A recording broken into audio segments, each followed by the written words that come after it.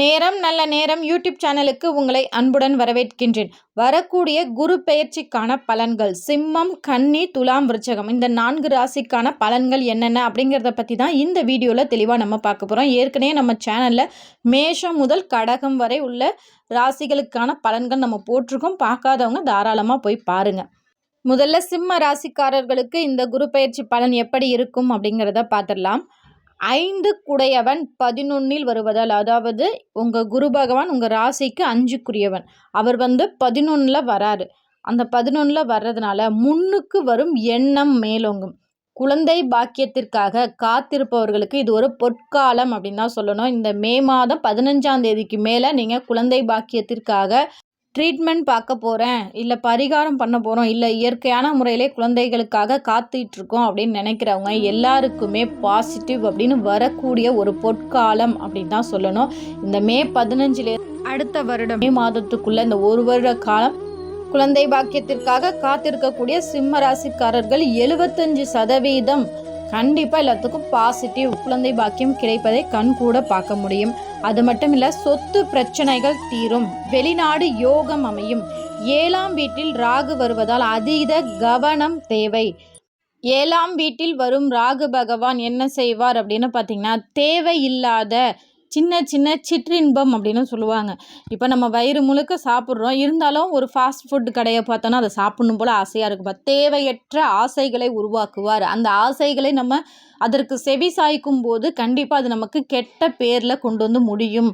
தேவையில்லாத மெசேஜஸ், தேவையில்லாத தீய பழக்க வழக்கம், தேவையில்லாத விஷயங்கள் எதுவாக இருந்தாலும் அதில் மனம் போகாத அளவுக்கு நீங்கள் பார்த்துக்கிட்டீங்க அப்படின்னாலே இந்த குரு பெயர்ச்சி உங்களுக்கு ரொம்பவே அருமையான பெயர்ச்சியாகவே இருக்கின்றது. அடுத்ததாக கன்னி ராசிக்காரர்களுக்கு இந்த குரு பெயர்ச்சி எப்படி இருக்கும் அப்படின்னு பார்த்துடலாம். கன்னி ராசிக்காரர்களுக்கு இந்த குரு 10ல் வருவதால் வேலையில் சற்று கவனம் தேவை. குரு 10ல் வந்தால் பதவி பறிபோகும் அப்படின்னு சொல்லுவாங்க. உங்கள் மேலதிகாரிகளை அனுசரித்து செல்ல வேண்டும். மே 14க்குள்ளே உங்களுக்கு இதை விட நல்ல ஜாப் இருக்குது, நல்ல சம்பளத்தில் வேலை கிடைக்கிது அப்படின்னா தாராளமாக நீங்கள் அந்த வேலையில் மாறிக்கோங்க. இல்லை மே 15க்கு மேலே, மே 20க்கு மேலே வேலை கிடைக்கிது அப்படின்னா இருக்கிற வேலையை தயவு செஞ்சு விடாதீங்க. அப்புறம் அந்த வேலையும் கிடைக்காது, இந்த வேலையும் கிடைக்காது, ஒரு வருடம் வேலை இல்லாத நிலை ஏற்படும். இந்த வருடம் குரு பெயர்ச்சியில் நீங்கள் வேலை விஷயத்தில் மட்டும்தான் சற்று கவனமாக இருக்கணும். மற்றபடி வீடு மனை யோகம் கிடைக்கும். தாயாரின் உடல்நிலை மேலோங்கும். வியாதி கடன் கஷ்டம் வராது. வெளிநாடு வாய்ப்பு கிடைத்தாலும் உங்கள் சொந்த ஜாதகத்தை 1க்கு 2 முறை பார்த்து அதில் நல்ல யோகமான காலமா, இதில் போகலாமா அப்படின்னு நல்லா ஆராய்ந்து செல்லுங்கள்.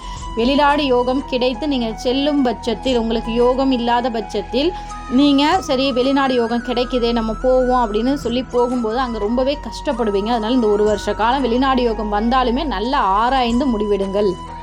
அடுத்ததாக துலாம் ராசிக்காரர்களுக்கு இந்த குரு பெயர்ச்சி பலன் எப்படி இருக்கும் அப்படிங்கிறத பார்த்தலாம். வெற்றி வாய்ப்பு அதிகம் ஏற்படுத்தும் ஒரு நல்ல குரு பெயர்ச்சி அப்படின்னா இந்த குரு பெயர்ச்சி தான் உங்களுக்கு. குரு 9ல் வருகிறார். 8ஆம் இடத்திலிருந்து 9ஆம் இடத்திற்கு வருகிறார். 9ஆம் வீட்டில் வரும் குருவால் பண பிரச்சனைகள் தீரும்.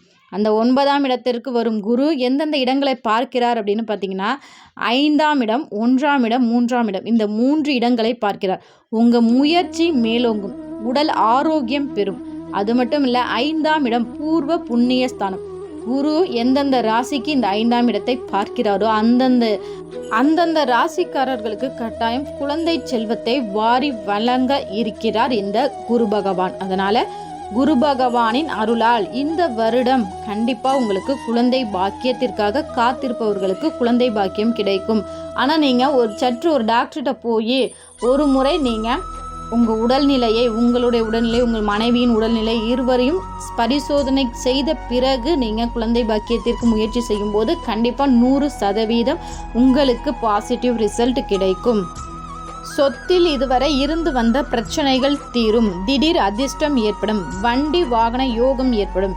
துலாம் ராசிக்காரர்கள் திருமணத்திற்காக காத்திருப்பவர்களுக்கு கட்டாயம் இந்த வருடம் திருமணம் ஏற்படும். அளவற்ற நன்மைகளை கொடுக்க குரு பகவான் காத்திட்டிருக்காரு. அடுத்ததாக விருச்சகம் ராசிக்காரர்களுக்கு இந்த குரு பெயர்ச்சி பலன் எப்படி இருக்கும் அப்படிங்கிறத பார்த்துடலாம். விருச்சகம் ராசிக்காரருக்கு குரு 8ல் மறைய போகிறார். 2க்கு 5க்கு உடைய குரு மறைகிறார். இந்த நேரத்துல உங்களுக்கு பணவரவு சிறப்பா இருக்கும். தொழில் லாபம்லாம் இருக்கும். ஆனா அந்த லாபத்தை நீங்கள் ஏமாறும் வாய்ப்பு அதிகம் வரும். யாரையும் நம்பி பணம் கொடுக்க வேண்டாம். யாருக்கும் ஜாமீன் கையெழுத்து போடாதீர்கள். குழந்தைகள் மேல் அதீத கவனம் தேவை.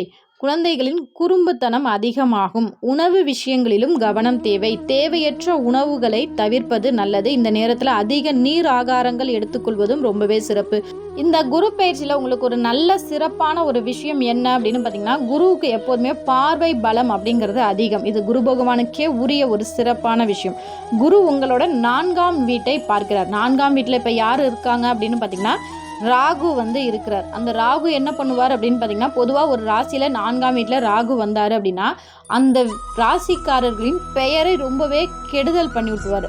அவங்களுக்கு ஏதாவது ஒரு தீய பழக்கம் இருந்தாலோ, ரொம்பவே கெட்டவன் இவன் ரொம்ப மோசமானவன் அப்படிங்கிற பெயரை வாங்கி கொடுப்பவர். ஆனால் உங்கள் ராசியில் ராகு 4ஆம் வீட்டில் இருந்தாலும் அதை குரு பார்ப்பதினால் அந்த கெட்ட பேர் எதுவுமே வராமல் தடுக்கிறார் இந்த குரு பகவான்.